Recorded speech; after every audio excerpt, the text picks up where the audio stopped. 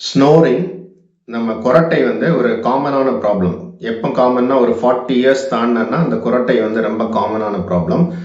பலர் வந்து இதை வந்து ஒரு சாதாரண விஷயம்னு சொல்லிட்டு அதை இக்னோர் பண்ணுறாங்க. பட் அது சாதாரண விஷயம் கிடையாது.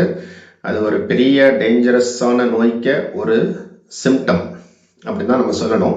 குரட்டை இருந்தால் கண்டிப்பாக நீங்கள் மருத்துவரை போய் பார்த்து அதை எவாலுவேட் வந்து கண்டிப்பாக நம்ம பண்ணணும். ஏன்னா இந்த குரட்டை வந்து மெயினாக வந்து ஒரு ஸ்லீப் ஆப்னியா அப்படின்னு ஒரு நோயோடைய அறிகுறி. ஸ்லீப் ஆப்னியானா நீங்கள் நைட்டு தூக்கச்சும் வந்து இந்த அப்பர் ஏர்வே வந்து அடைச்சிக்கணும், பார்ஷலாக அடைச்சிக்கணும். முதல்ல அந்த பார்ஷலாக அடைக்கிறனால தான் அந்த குரட்டை சவுண்டு வருது. எப்படி வந்து நம்ம ஒரு புல்லாங்குழல்லாம் இருக்குல்ல, ஒரு நேரோ பேசேஜில் ஏர் போச்சு வந்து அந்த சவுண்டு கிரியேட் ஆகுது. அதே மாதிரி வந்து இந்த அப்பர் ஏர்வே வந்து பார்ஷலாக கொலாப்ஸாக வச்சு வந்து இந்த குரட்டை வரும். கொஞ்ச நேரத்தில் என்ன ஆகுனா கம்ப்ளீட்டாக கொலாப்ஸ் ஆயிரும். அப்போ வந்து பார்த்தீங்கன்னா பாடிக்கு ஆக்சிஜன் கிடைக்காது, காற்று கிடைக்காது. ஸோ பாடி வந்து ஒரு ஆங்ஸைட்டி மோடுக்கு போகும். ஒரு என்சைம்ஸ்லாம் நம்ம ஹார்மோன்ஸ்லாம் சொல்லுவாங்கன்னா ஸ்ட்ரெஸ் ஹார்மோன்ஸ், அதெல்லாம் ரேப்பிடாக இன்க்ரீஸ் ஆகும், பிபி ரைஸ் ஆகும், ஹார்ட் ரேட் ரைஸ் ஆகும், சேச்சுரேஷன் ஃபால் ஆகும். நீங்கள் வந்து டீப் ஸ்லீப்லேருந்து கொஞ்சம் சூப்பர்ஃபிஷியல் ஸ்லீப்புக்கு வந்துடுவீங்க. திருப்பி இது ஓப்பன் ஆகும். அப்போ வந்து திருப்பியும் வந்து கொரட்டை ஸ்டார்ட் ஆகும், திருப்பியும் கொரட்டை போயிட்டே இருக்கும். திருப்பி இந்த ஏர்வே திருப்பியும் க்ளோஸ் ஆயிரும். அப்போ வந்து பார்த்தீங்கன்னா திருப்பியும் நீங்கள் வந்து ஒரு அப்ஸ்ட்ரக்ஷன் சொல்லுவாங்க. அப்போ வந்து திருப்பியும் வந்து இந்த ஸ்ட்ரெஸ் ஹார்மோன்ஸ்லாம் ரைஸ் ஆகும், பிபி ரைஸ் ஆகும், ஹார்ட் ரேட் ஷூட் அப் ஆகும். நீங்கள் ஸ்ட்ரெஸ்ஸில் திருப்பி முழிச்சிருவீங்கன்னா நீங்கள் ஒவ்வொரு வாட்டியும் நீங்கள் வந்து கான்ஷியஸாக முழிச்சிருவீங்கன்னு சொல்ல முடியாது. நீங்கள் டீப் ஸ்லீப் ஸ்டேஜஸ்லேருந்து சூப்பர்ஃபிஷியல் ஸ்லீப் ஸ்டேஜ்க்கு வந்துடுவீங்க.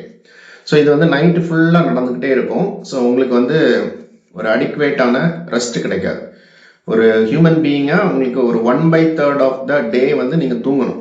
ஒரு எனிவேர் பிட்வீன் 7 to 8 hours தூங்கணும். ஸோ அந்த ரெஸ்ட் வந்து கிடைக்காது. ஏன்னா முதல்ல ஸ்னோரிங் வரும், அப்பர் ஏர்வே அடைக்கும், நீங்கள் முழிச்சிருவீங்க, திருப்பி வந்து தூங்க போவீங்க, திருப்பியும் இது வந்து ரெக்கரண்ட்டாக நடந்துக்கிட்டே இருக்கும். சரி, இதனால் என்னென்ன பிரச்சனை இருக்குன்னா, இந்த நோயினால் மட்டும் கிட்டத்தட்ட மினிமம் வந்து ஒரு 20 to 25 டிசீசஸ் வந்து இந்த பர்டிகுலர் ப்ராப்ளம்னால இன்க்ரீஸ்டு ரிஸ்காக நமக்கு வரலாம்.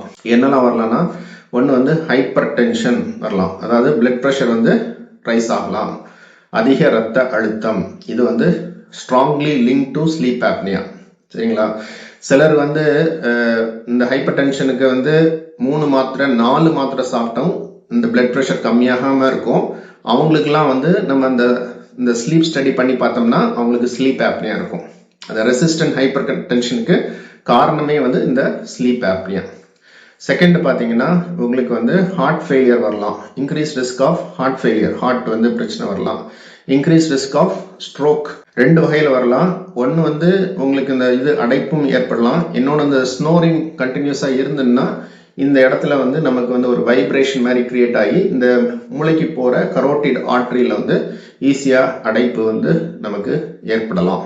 இன்னொன்று ஏட்ரியல் ஃபிப்ரிலேஷன் சொல்லுவாங்க. இந்த ஹார்ட் ரிதம் வந்து அப்நார்மலாக துடிக்கும். இன்னொன்று பல்மனரி ஹைப்பர் டென்ஷன், அதாவது வந்து இப்போ வந்து நான் சொன்ன இனிஷியல் பிளட் ப்ரெஷர் ஹைப்பர் டென்ஷன்லாம் வந்து சிஸ்டமிக் ஹைப்பர் டென்ஷன், இங்கே நம்ம மெஷர் பண்ணுற ஹைப்பர் டென்ஷன். இனி வந்து நுரையீரலுக்கு சப்ளை பண்ணுற பிளட் வெசல்ஸில் வந்து ப்ரெஷர் வந்து ஏறலாம், அது வந்து பல்மனரி ஹைப்பர் டென்ஷன் சொல்லலாம். ஸோ இந்த மாதிரி நிறைய கார்டியோவாஸ்குலர் ரிலேட்டட் டிசீசஸ்லாம் வந்து இந்த ஸ்லீப் ஆப்னியா கூட லிங்க்டு.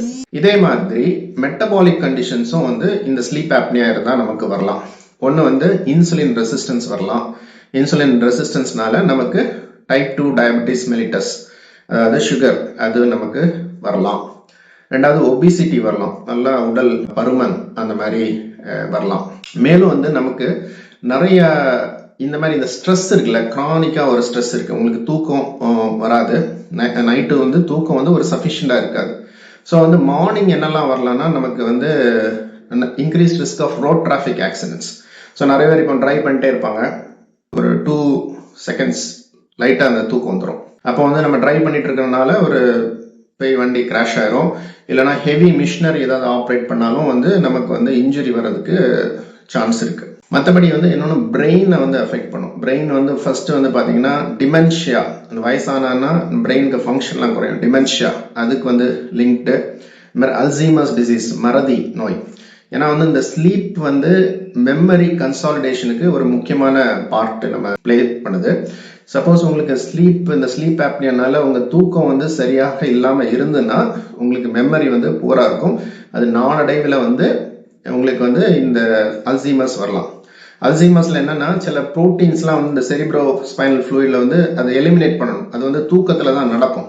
ஸோ தூக்கம் வந்து டீப் ஸ்லீப் உங்களுக்கு ப்ராப்பரா இல்லைன்னா இந்த மாதிரி அல்சீமர்ஸ்க்கு ரிஸ்க் அதிகம். நம்ம முன்னாடியே பார்த்தோம், ஸ்ட்ரோக்கும் நமக்கு ரிஸ்க் அதிகம், மூளை சம்பந்தப்பட்ட ஸ்ட்ரோக்கும். ஸோ இந்த மாதிரி வந்து உடல்ல வந்து நிறைய வியாதிகளுக்கு வந்து இந்த குரட்டை ரிலேட்டட் ஸ்லீப் ஆப்னியா வந்து நமக்கு காரணமா இருக்குது. அதனால தான் நம்ம இப்போ ஒரு 40 வயசுக்கு மேல இருந்து குரட்டையெல்லாம் வந்துச்சுன்னா கண்டிப்பாக வந்து மருத்துவரை போய் அணுகணும். அவங்க ஹிஸ்ட்ரிலாம் கேட்டுட்டு தேவை இருந்ததுன்னா ஸ்லீப் ஸ்டடின்னு ஒன்று பண்ணுவாங்க. ஸோ நைட்டு வந்து நீங்கள் தூங்கச்சும் வந்து அந்த ஸ்டடி பண்ணுவாங்க. ஸோ எல்லா பேராமீட்டர்ஸும் அனலைஸ் பண்ணுவாங்க, எப்படி இருக்கு, இந்த அடைப்பு வந்து அடிக்கடி வருதா, அது எவ்வளோ ஃப்ரீக்வெண்ட்டாக வருதுன்னு பார்ப்பாங்க. அப்படி ரொம்ப ஃப்ரீக்வெண்ட்டாக வருதுன்னா அதுக்குள்ள ட்ரீட்மெண்ட்னு நம்ம எடுக்க வேண்டியது இருக்கும்.